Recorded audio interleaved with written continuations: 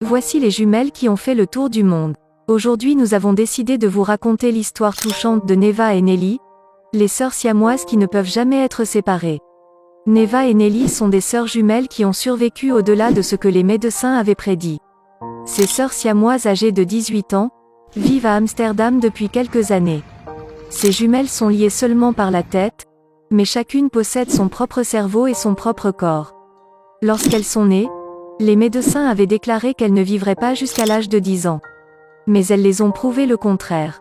Neva et Nelly ne peuvent pas être séparées parce qu'elles partagent une artère principale dans la tête, et c'est grâce à cette artère qu'elles sont toujours en vie.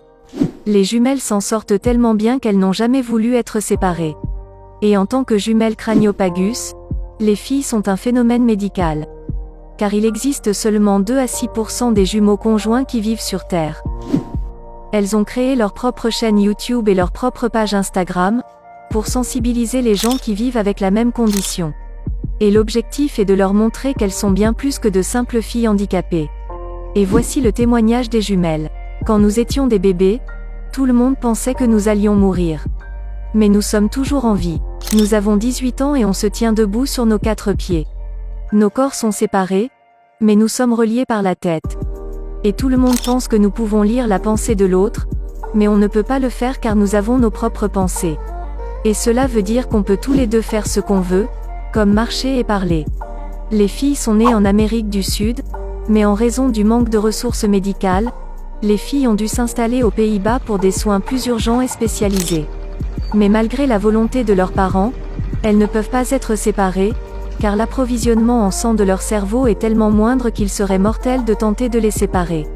La sœur des jumelles, Rosiane Kolestein, âgée de 24 ans, a déclaré ceci.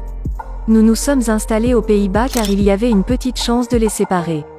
Et c'était la raison principale de notre présence dans ce pays. Nos parents voulaient une vie meilleure pour mes sœurs, mais malheureusement l'opération n'a pas été effectuée à cause du risque trop élevé. Et depuis notre arrivée dans ce pays, notre vie n'a plus été facile car les gens ont commencé à s'éloigner de notre famille, et d'autres avaient commencé à croire que la condition physique de mes sœurs était liée au vaudou. Mais les médecins ont fait plus d'examens et se sont rendus compte qu'il n'était pas possible de les séparer, car mes sœurs partagent d'importants vaisseaux sanguins. Et elles ont une artère qui les maintient en vie, et pour les séparer il faudra la couper, ce qui causerait leur mort. Mais dans la majorité des cas, les jumeaux Craniopagus peuvent être séparés dans une série d'opérations compliquées. Cependant, les risques de séparation sont si élevés qu'ils peuvent malheureusement causer la mort pendant ou après l'opération.